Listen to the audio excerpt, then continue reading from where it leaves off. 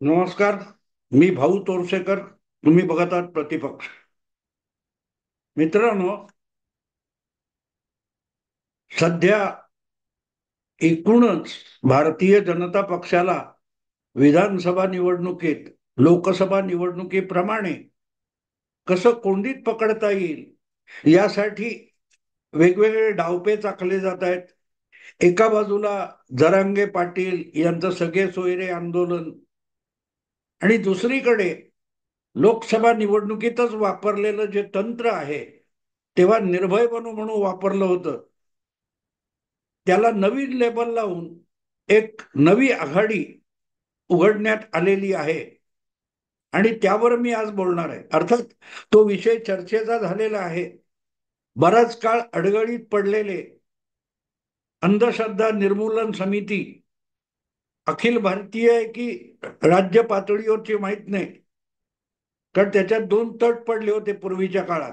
कधी काळी एकत्र काम करणारे डॉक्टर नरेंद्र दाभोळकर आणि श्याम मानव यांच्यात दुफडी माजून एकाच अंधश्रद्धा निर्मूलन समितीच्या दोन संघटना किंवा संस्था तयार झाल्या.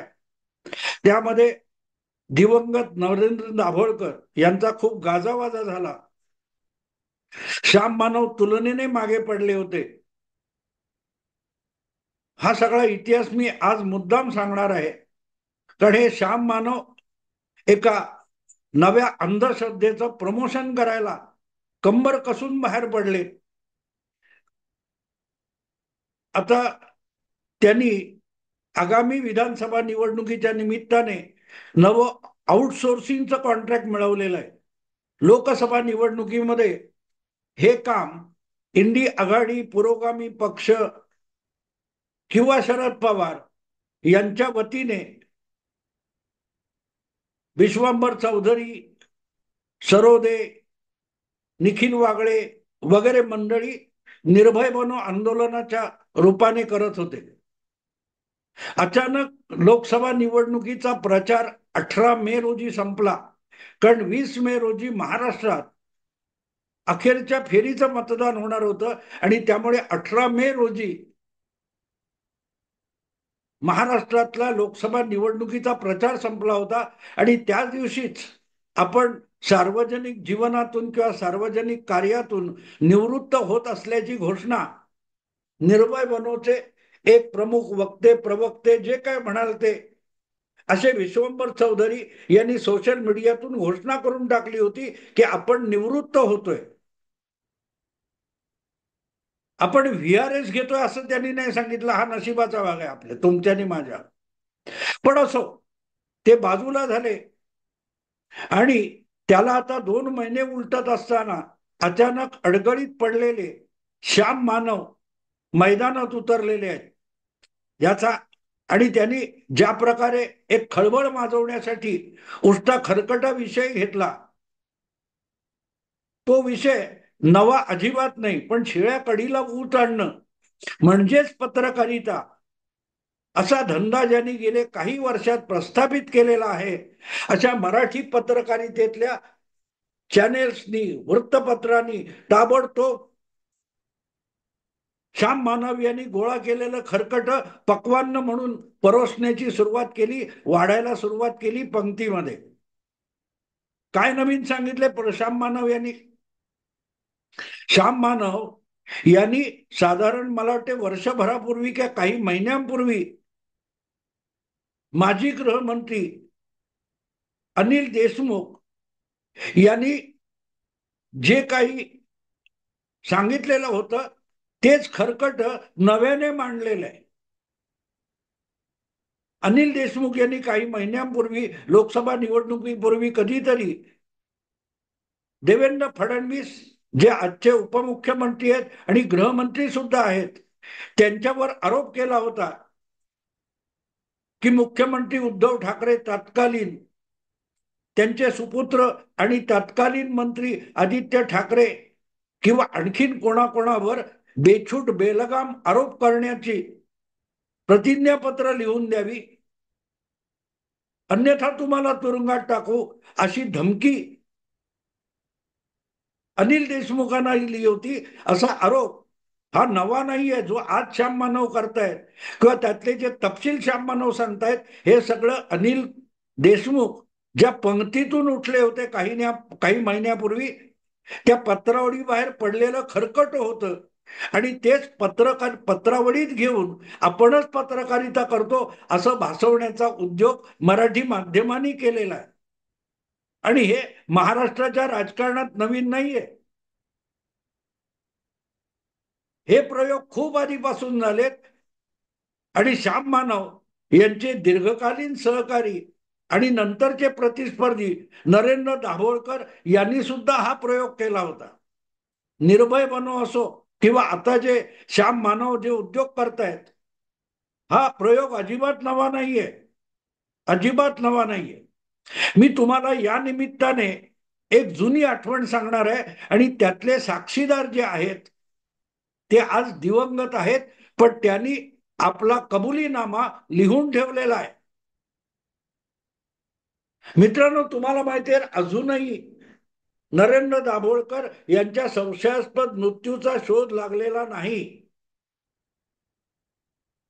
2012च्या ऑगस्ट महिन्यामध्ये पुण्यात दाभोळकर यांची हत्या झाली होती आणि अतिशय संशयास्पद हत्या झाली होती. अजूनही त्याचं रहस्य सगळे पोलिसी सीबीआय वगैरे प्रयास होऊन सुद्धा ते रहस्य उलगडलेलं नाही.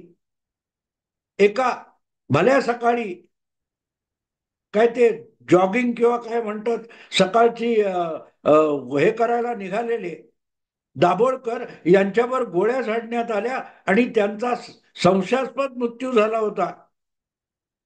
त्यानंतर त्यांचे एक भक्त आणि सहकारी असलेले प्राध्यापक हरी नरके, जे आता नरके सुद्धा दिवंगत झालेले आहेत, हयात नाहीत, पण दाभोळकरांच्या हत्येनंतर नरके यांनी एक लेख लिहिला होता. कलमनामा नावाचं एक साप्ताहिक त्यावेळेला प्रकाशित व्हायचं, आता निघत नाही. त्या कलमनामामध्ये हा लेख छापून आला होता आणि तोच लेख हरी नरके यांनी आपल्या ब्लॉगवर टाकलेला होता. ज्यांना तो वाचायचा आहे त्यांच्यासाठी त्याची लिंक मी या व्हिडिओच्या खाली डिस्क्रिप्शन मध्ये दिलेली आहे. ज्यांना क्युरिओसिटी असेल त्यांनी तो लेख मुद्दाम वाचावा. निर्भय बनो असो, अंधश्रद्धा निर्मूलन समिती असो, श्याम मानव यांनी सध्या जी पंगत खरकट्याची वाढलेली आहे ते आरोप असोत, असल्या सगळ्या गोष्टी कशा सुरू होतात, कशा नव्याने शिळ्या कडीला ऊत आणून तुमच्या मनात एक भ्रम निर्माण केला जातो, त्याची सगळी साक्ष हे त्या लेखामध्ये हरी नरके यांनी दिलेली आहे. हरी नरके हे कधीही संघाच्या शाखेत गेलेले नाहीत, पण संघाचे कट्टर विरोधक हीच त्यांची ओळख होती. आणि दाभोळकर हे कसे धूर्त राजकारणी होते, पण सतत एक समाजसेवेचा, समाज सुधारकाचा मुखवटा लावून फिरत होते. याचा पर्दाफाश दाभोळकरांच्या संशयास्पद मृत्यूनंतर आपल्या लेखातून हरी नरके यांनी करून ठेवलाय आणि आज सुद्धा तो उपलब्ध आहे. ज्यांना हौस आहे त्यांनी मुद्दाम खाली जी लिंक दिली आहे ती जाऊन वाचावी. किंबहुना श्याम मानव असो, विशंबर चौधरी असोत, असीम सरोदे असोत किंवा तत्सम लोक निर्भय बनो आंदोलन म्हणून जे काय चालवतात त्याचा पर्दाफाश हरी नरके यांनी त्या लेखातून केलेला आहे. आणि हा उद्योग कसा जुन्या काळापासून शरद पवार करतात हे नाव न घेता हरी नरके यांनी सांगितलेलं आहे. 1995 साली महाराष्ट्रामध्ये पहिल्यांदाच शिवसेना भाजप युतीचं संपूर्ण बिगर काँग्रेस सरकार आलं. त्या सरकारला आपण आवरू शकत नाही आणि पक्षीय पातळीवर आणि राजकारणातून आवरू शकत नाही हे शरद पवारांच्या लक्षात आलं. तेव्हा शरद पवारांनी हे असले आपले पाळीव जे असतात, अडगडीत ठेवलेले असतात, गोडाऊन मध्ये डंप करून ठेवलेले असतात, त्यांना बाहेर काढतात शरद पवार. हे आजची गोष्ट नाही, ही 1998 सालची आहे. त्यावेळेला अचानक अंधश्रद्धा निर्मूलन समिती चालवणारे नरेंद्र दाभोळकर यांनी लोकशाही प्रबोधन व्यासपीठ नावाचा एक उपक्रम सुरू केला. त्या उपक्रमाच्या निमित्ताने महाराष्ट्राच्या कानाकोपऱ्यात जनजागरण करायचं आणि लोकशाहीच्या स्वरूपाचं प्रबोधन करायचं आणि लोकशाहीला धोका असलेल्या लोकांना मत देऊ नका असा प्रचार करायचा, अशी मोहीम नरेंद्र दाभोळकरांनी सुरू केली होती. आणि त्यात लिंबू टिंबू म्हणून हरी नरके सुद्धा सहभागी झाले होते, असं त्यांनी स्वतःच लिहून ठेवलंय. 2012 ऑगस्ट तारीख 20, तो ब्लॉगवर जाऊन वाचा. त्यातला पर्दाफाश काय मित्रांनो, की दाभोळकर हे राजकारण करायचे, पण आपण राजकारणात पकडले जाऊ नये म्हणून ते किती पाखंड करायचे याची सगळी साक्ष हरी नरके यांनी आपल्या लेखातून दिलेली आहे. पुरुषोत्तम खेडेकर त्यांनी सुरू केलेला मराठा सेवा संघ संभाजी ब्रिगेड, यातून ब्राह्मण जातीविषयी अतिशय जहरी प्रचार केला जातो आणि जातीयवाद जोपासण्यासाठी मराठा जातीमध्ये ब्राह्मणांविषयी विषारी प्रचार कसा केला जातो याविषयी हरी नरके यांनी अनेक लेख लिहिले होते. ती लेखमाला त्यांनी साधना साप्ताहिकात छापावी म्हणून नरेंद्र दाभोळकरांकडे दिली होती. पण दाभोळकरांनी आविष्कार स्वातंत्र्याचा प्रचंड उद्रेक करताना ती लेखमाला दडपून टाकली, असं खुद्द हरी नरके आपल्या या लेखातून सांगते की या क्षणी संभाजी ब्रिगेड आणि मराठा सेवा संघ यांच्या जातीय विष फैलावण्याच्या विषवल्ली विरुद्ध लेख छापले तर त्यावर प्रचंड प्रतिक्रिया येईल आणि त्याला तोंड देण्याइतकं आपलं सामर्थ्य नाही, आपली शक्ती नाही, म्हणून साधना साप्ताहिकामध्ये ते लेख छापायला नरेंद्र दाभोळकरांनी नकार दिल्याची कबुली जबाब हरी नरके यांनी 20 ऑगस्ट 2020च्या त्या लेखामध्ये दिलेला आहे, जो लेख आजही त्यांच्या ब्लॉगवर उपलब्ध आहे. थोडक्यात दाभोळकरांच्या मृत्यूनंतर त्यांचा पाखंडी चेहरा खुद्द हरी नरके यांनी आपल्या लेखातून टरटरा फाडून टाकलेला आहे. आणि अशा दाभोळकरांनी 1998च्या सुमाराला, म्हणजे 1999च्या लोकसभा विधानसभा निवडणुका येण्यापूर्वी कसा हलकल्लोळ माजवला होता आणि लोकशाही प्रबोधन व्यासपीठ या नावाखाली भोळ्या भाबड्या अनेक सेलिब्रिटींना त्या व्यासपीठात शिवसेना भाजप युतीच्या सरकारविरुद्ध अपप्रचार करण्यासाठी कसं वापरलं होतं याचा पाढा हरी नरकेंनी त्या लेखात वाचलाय. मुद्दाम जाऊन बघा, मग तुम्हाला दाभोळकरांचे सहकारी असलेले कधी काळी श्याम मानव आज काय करतायत ते तुम्हाला कळू शकेल. श्याम मानव उघडपणे महाराष्ट्रातल्या परत एकदा सत्तेत असलेल्या महायुती विरुद्ध विषपेरणी करतायत. अनिल देशमुखांचं समर्थन वगैरे सोडून द्या, मुद्दा असा आहे की अंधश्रद्धा निर्मूलनाचं सामाजिक सुधारणेचं काम करणारे श्याम मानव हे आज परावलंबी पराधीन झालेत आणि त्यांनी हे आउटसोर्सिंगचं काम आपल्याकडे घेतलेलं आहे. जे काम एक काळी जवळजवळ आता तुम्ही म्हणाल तर 26 वर्षापूर्वी दाभोळकरांनी केलं असा हरी नरकेंचा दावा आहे, तेच काम आज श्याम मानव घेत आहेत. आणि म्हणून मी त्यांना म्हणतोय की पराधीन आहे जगती आजकाल धूर्त पुत्र मानवाचा. हा धूर्तपणा आहे. की आपण फार मोठं समाजकार्य करतोय, समाज सुधारणा करतोय असं भासवायचं, पण प्रत्यक्षात कुठल्या तरी पक्षातल्या राजकारणातल्या एका पक्षाची बाजू घ्यायची आणि दुसऱ्या पक्षावर अपप्रचाराचा हल्ला करायचा, हे काम श्याम मानव करतायत याचा सगळ्यात मोठा पुरावा हा हरी नरके यांच्या त्या लेखातून सापडतो. पहिली गोष्ट अशी आहे की आज श्याम मानव यांनी जो आरोप केलेला आहे अनिल देशमुखांना गुंतवण्याचा किंवा अनिल देशमुखांनी कोणाला तरी गुंतवून देण्याचा, त्यात काडी मात्र नाविन्य नाही, ते उष्ट खरकट आहे, हे मी यापूर्वीच सांगून ठेवलेलं आहे. कारण हा आरोप त्यांनी नव्याने केलेला नाही, अनिल देशमुखांनी आधीच हे आरोप करून झालेले आहेत. मग आज अचानक हे खरकट कशाला? तर निर्भय बनवचा जो फायदा गेल्या लोकसभा निवडणुकीत मिळाला, ती सगळी मंडळी आता उघडी पडली. दे आर स्पेंड फोर्स, त्यांची धार बोथट झाली आहे. विशंबर चौधरी, असीम सरोदे वगैरे मंडळी आहेत आणि त्यांचं सोकॉल्ड निर्भय बनो व्यासपीठ आहे, त्याचा उपयोग नाही. त्या व्यासपीठातला गॅस संपून गेलेला आहे, तो रिकामा सिलेंडर उपयोगी नाही, म्हणून श्याम मानव नावाचा नवा सिलेंडर नवी आग लावायला आयोजित केलेला आहे. आणि अर्थातच हरी नरके ज्या धूर्त नेत्याने असा उल्लेख आपल्या त्या लेखामध्ये करतात,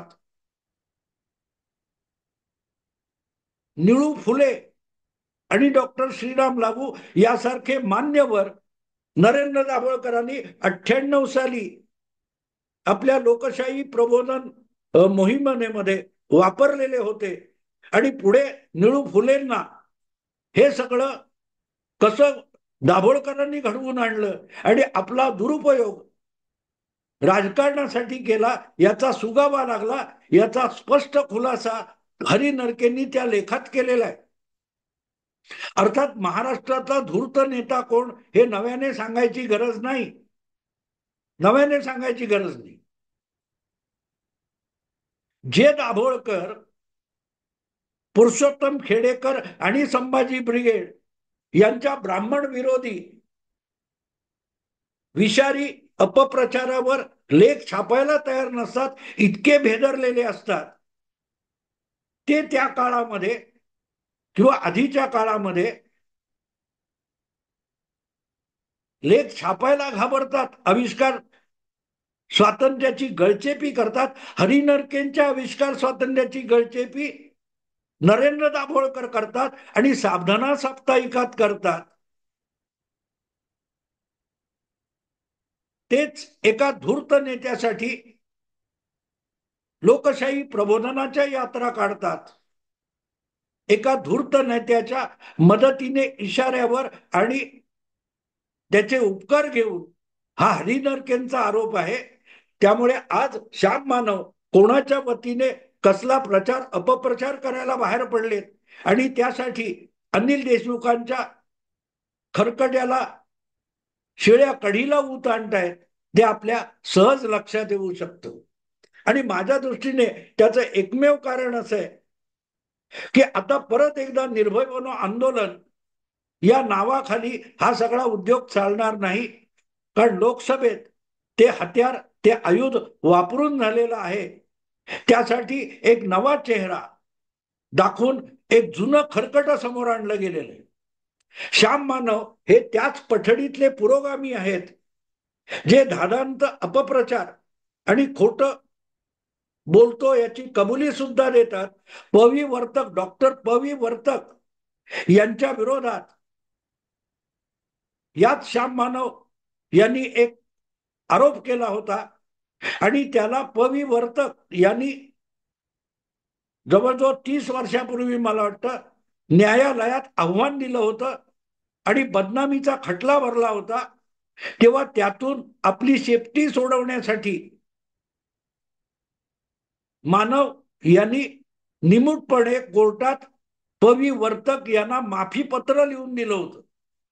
तेव्हा जे काय फार मोठे आविष्कार स्वातंत्र्य किंवा अंधश्रद्धा निर्मूलन आणि विज्ञानाचे दावे करणारे हे अंधश्रद्धा निर्मूलनवाले पुरोगामी आहेत, हे किती ढोंगी आहेत याचे शेकडो पुरावे आहेत. पण उठसूट कुठल्या तरी बागेश्वर बाबा किंवा आणखीन कपच्या बाबा बुवाच्या मागे लागणारी जी मराठी माध्यमं आहेत, ती कधी श्याम मानव यांच्या माफी पत्राला प्रसिद्धी देणार नाही. शोध पत्रकारिता करणाऱ्यांना कोर्टात मागितलेलं माफी पत्र सादर केलेलं सहज मिळू शकतं, पण त्यावर चकार कोणी बोलणार नाही. तिथे सायलेन्स ब्रेक होणारी ब्रेकिंग न्यूज दिली जाणार नाही. सांगायचा हेतू इतकाच की श्याम मानव यांनी हे काँग्रेस, राष्ट्रवादी, महाविकास आघाडी यांचं आउटसोर्स केलेलं कॉन्ट्रॅक्ट घेतलेलं आहे. आणि म्हणूनच अनिल देशमुखांनी जे जुनच काहीतरी बोलून टाकलेलं आहे त्या शिळ्या कढीला ऊत आणण्याचा उद्योग श्याम मानव करतायत. कारण आणखीन एक असू शकतं, मोदी सरकार सत्तेत आल्यानंतर असल्या परदेशी मदतीवर चालणाऱ्या ज्या सामाजिक सुधारक संस्था आहेत त्यांना परदेशातून येणारा निधी रोखण्याचं काम मोदी सरकारने केलेलं आहे. यांच्या आर्थिक नाड्या आवळलेल्या आहेत.